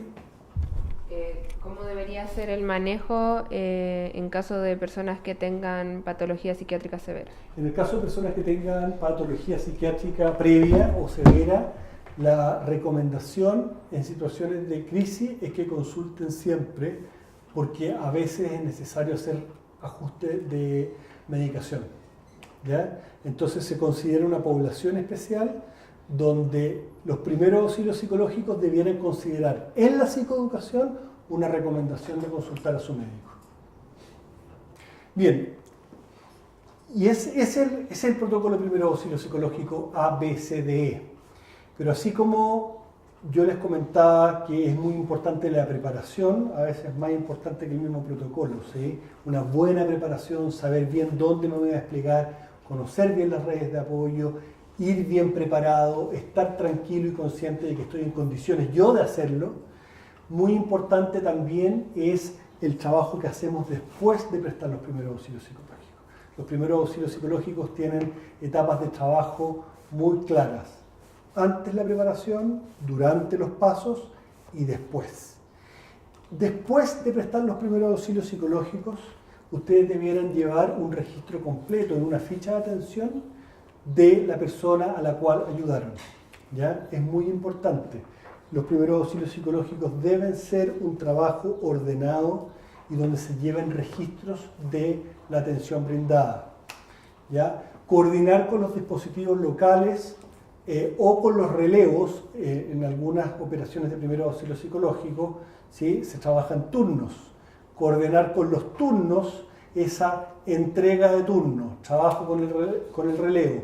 En algunas situaciones es necesario, no es la que estamos viviendo, pero por ejemplo en un desastre natural, equipos de primeros auxilios psicológicos se despliegan durante una semana en el lugar de trabajo y la recomendación es que el periodo de trabajo no dure más que eso, ¿ya? Una semana, y es muy importante después del trabajo hacer la entrega de turno al equipo que hace el relevo con esas fichas que ustedes han escrito, porque muchas de las personas podrían volver a consultarle. Importante también el automonitoreo de los síntomas, ¿ya? La exposición a historias como las que van a escuchar haciendo primeros auxilios psicológicos los va a remecer a ustedes, ¿ya? Y por lo tanto el automonitoreo de los síntomas es muy importante, a la semana, al mes y a los 3 meses. Acuérdense que hay algunas personas que por la simple exposición a relatos puede quedar muy sacudida. Por eso es importante que nos preguntemos cómo nos hizo esta experiencia durante la semana e incluso los primeros meses después de haber prestado la ayuda, ¿ya? Participar, si ustedes van a prestar primeros auxilios psicológicos en grupo, es recomendable que participen en actividades de autocuidado grupal, además de las actividades de autocuidado individual. Nuevamente, las actividades de autocuidado individual tienen que ver con lo mismo que ustedes le van a recomendar a las personas que atiendan. Deporte, sueño, alimentación, lo mismo, ¿ya?